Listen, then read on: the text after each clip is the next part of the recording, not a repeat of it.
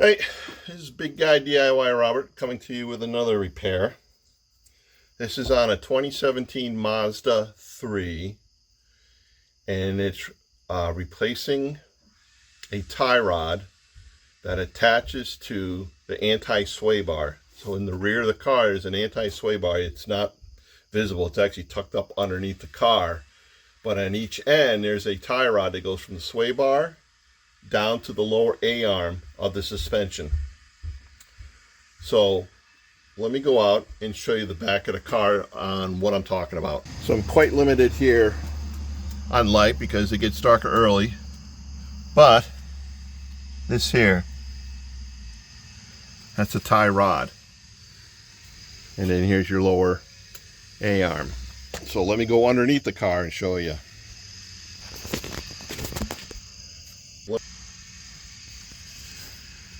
So here we are underneath the car.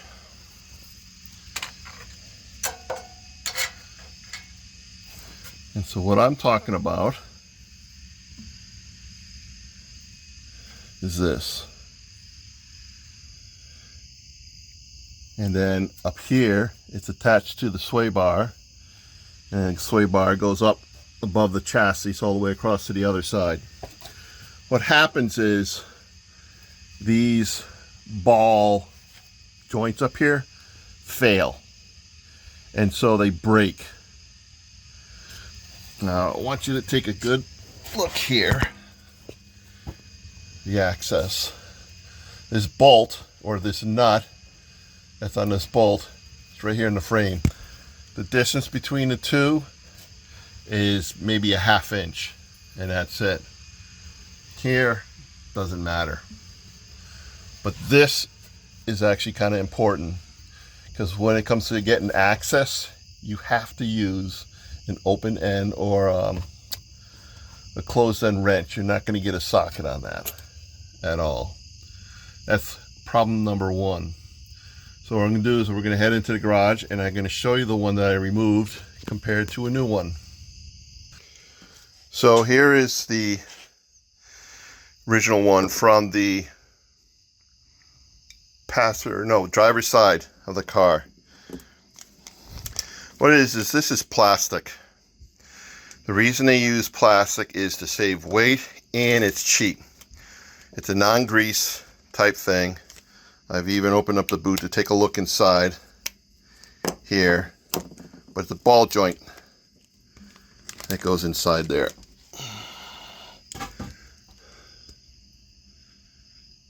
That's it. So, and these fail over time and just pop out. Now, one thing I want to point out, if you look at this closely, there's no flat side on this part. This is inside the arm that you're attaching to the sway bar, and then this would be the bottom. You notice there's no flat side on here, and that's kind of important. The other thing to take notice, which is kind of stupid, is the end of this. That's an Allen key. So what they think you should do is get an Allen wrench and put in an Allen key and try to get this to back up. What happens is, because there's no flat side on this, it turns when you're trying to take the nut off. But when you're working with the top one, there's no way in hell you're going to get an Allen wrench into this hole and then try to turn this. The parts needed to remove this piece here, I had used Vise-grips and then a 9/16. This is a ratchet wrench, and that was the only way I can get this to remove. What I do is I take the Vise-grips and put it on the inside, and I tighten this as hard as possible that I can humanly do. And that is enough to clamp down on this and prevent it from turning so you can get the nut off. Now for 2 weeks I've been spraying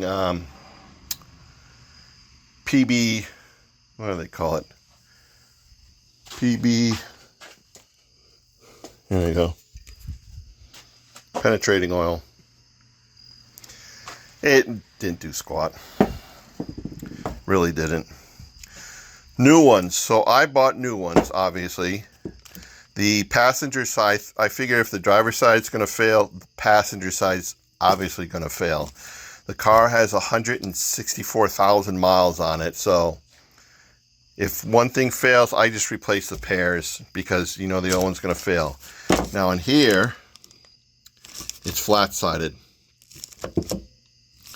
Also, you got zerts, grease zerts. This bearing inside is all metal, the whole thing.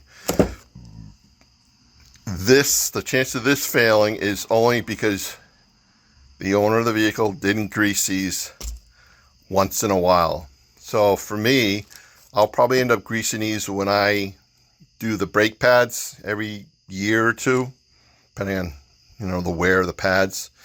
And it just takes a small squirt. You don't have to use any special grease. You don't have to use waterproof or high temperature grease or anything like that. Just a good grease. And when you put the grease in, you will see this rubber boot will begin to swell. So you don't put that much in there. You put very little, maybe one squeeze of the handle of your grease gun. To put this on, that's the only tool you need, these two tools. Now, you do have access to run a pneumatic gun to the bottom. The bottom's open, so you can zip this on. But the top one, you have to use this. There's no way around it.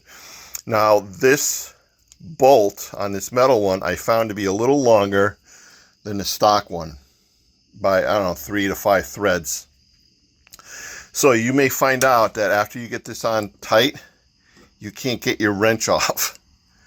So what I ended up doing is taking a flathead screwdriver, sticking it in between the head of this bolt, and just wedging this off. That was the only way to do it. Now, if you don't want to take the time, or if you have pneumatic tools, and you don't want to spend a half hour just turning this one nut to get it off, you can cut this off, but you have very, very limited access, as you saw. Depending on the size of your, you can't use a regular, let's say, cutoff saw like this. You're not going to get that in there. You might be able to get this in there, you know, a pneumatic cutting tool. But the other thing I like to use in really bad situations, tight situations, this is a pneumatic saw. And, you know, you get all these different blades for different things. But what I like to do is sometimes when you're cutting steel, these blades fail that you buy in the store, wherever you get them. So I just take a hacksaw blade, put it in my vise, break it, and then stick it in my air saw. So I just use a hacksaw blade, and this works out fine. So what I'm going to do on this one, because this one here took me a good hour and a half to do this, just because of the access and trying to get it out. The new one, I'm just going to get the nut far away from the part where it's mounted to, so I can fit in the hacksaw blade right in here, and I'm going to cut the top off. The bottom, I'm going to do the same thing, vice grips on one side, and then I'm going to use my pneumatic air gun, and I'm just going to zip that off. Just makes it a lot easier. So let's go back to the car. Because of spacing, I'm going to try to set the camera up here so you can see it as I remove it. I don't know how well you'll see it, but to give you an idea what it is to replace this. I mean, it's such a simple part, and it's so time consuming. It's amazing. So let me get this camera set up, and then we can start removing it. All right. where I was talking about in regards to the vice grip. Here's your sway bar head. You're going between the sway bar and this piece.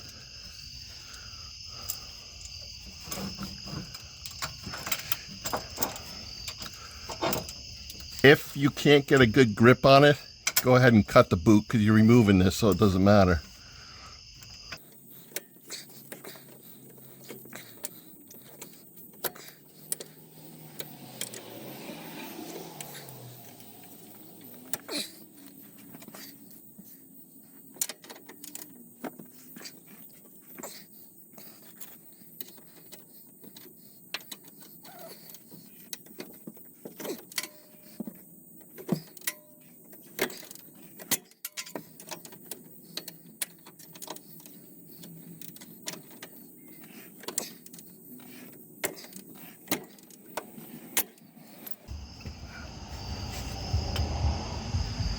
Now, it looks like I'm going to have to somehow cut this off completely.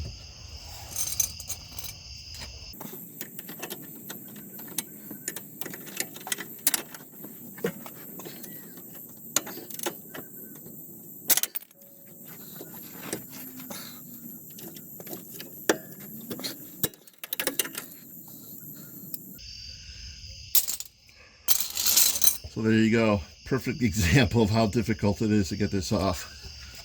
The space between here, it's curved. Like I said, it's only a 1/2 inch distance. I don't know how you can get a cutting wheel in here. It's almost impossible. But I'm going to try to cut this off with a saw. I'm not going to bother torching it because this is plastic and everything is just going to melt. So let me get the saw set up and then we'll use the saw.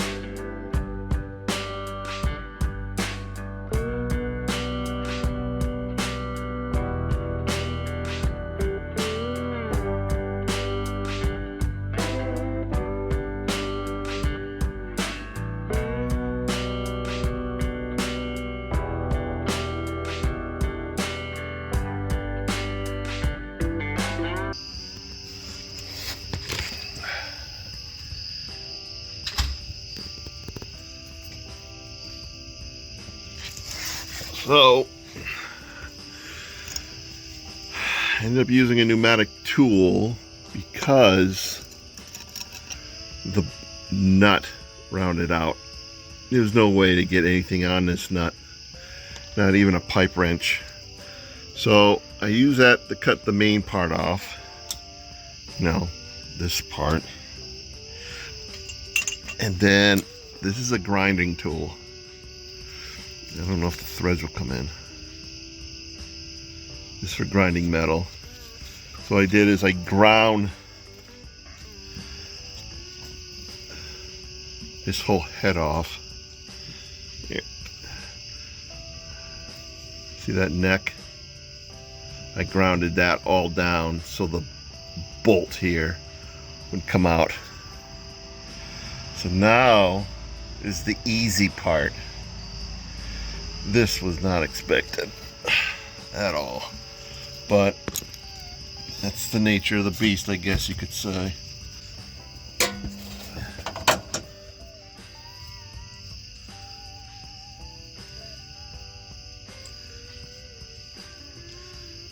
Now, before I put this on, these nuts are locking nuts. They don't have the nylock insert, but there's an indent inside there, so the nut actually locks onto the bolt when you put these on. But I wanted to get a little grease, put a little grease on this. I forgot to grab my grease bucket. So the only grease I'm putting on it is, this is just straight bearing grease. That's all it is. Wheel bearing grease.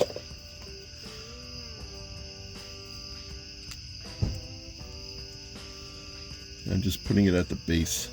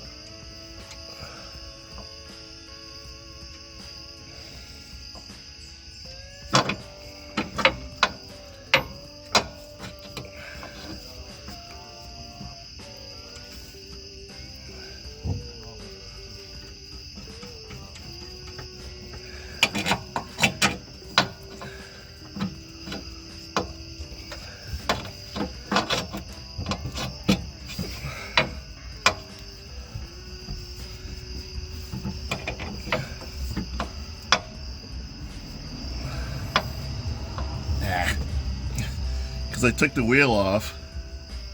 Well, that shouldn't matter.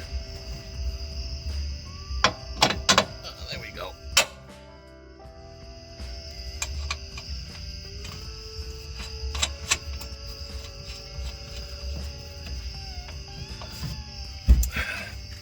So, hacksaw failed miserably. The blade just burnt out. So I went and I changed to a different blade. That blade burnt out. So I didn't have a choice but to get that cutting saw in there, that cutting wheel. So now, like I said, to reinstall it. Oh, by the way, on the top part, I ended up cutting the rubber boot off, so I had better access before I cut it. You need to get this out of the way.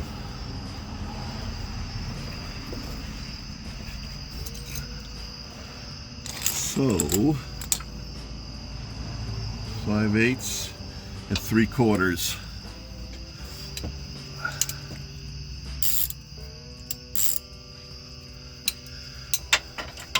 Five-eighths on the inside,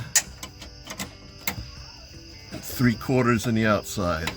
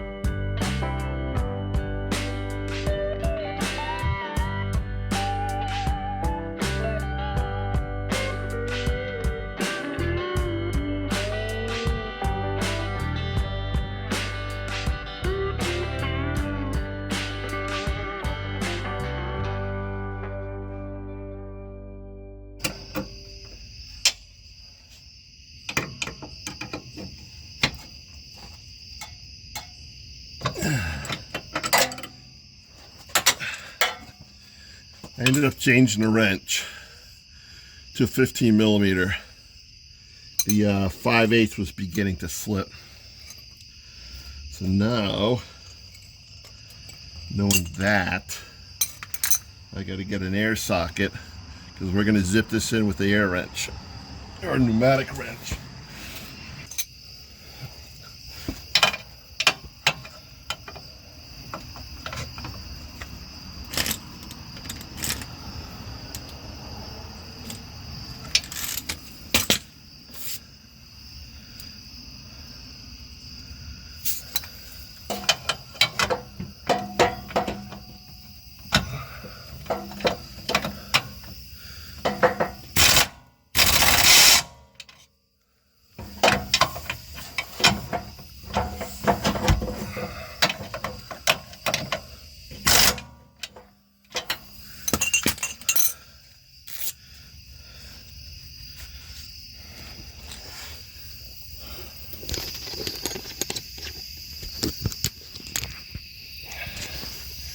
Here we go.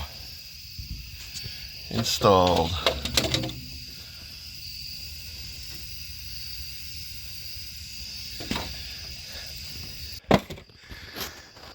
These are the parts I used. This is the driver's side part number.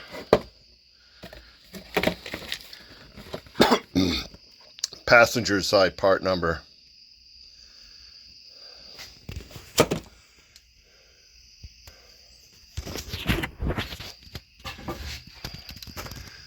So to give you an idea, a very good idea what it's like to change one of these tie rods out. Not easy. It definitely, I don't even know what time it is, but it's a couple hours. Just because of the grinding and stuff. Even if the nut did not freeze or rust in place, you only have maybe 2 inches of movement with a ratchet wrench because of the frame and everything else that's in the way. And that's what's so time consuming. You can replace that part without removing a tire. I remove the tire so you can get a better view of what I'm working on. But yeah, I would guess, oh, these were 17 bucks. I bought them off of Rock Auto. Give you an idea. So the year is 2025 right now for this. When I initially had the garage, I asked to get a quote on it. They gave me 2 quotes without even doing the work. $195 for a diagnostic check and another $195 for a different type of diagnostic check. All I had to do was put the car up on a lift and see, oh, a rod broke. We got to change it out, and that's it.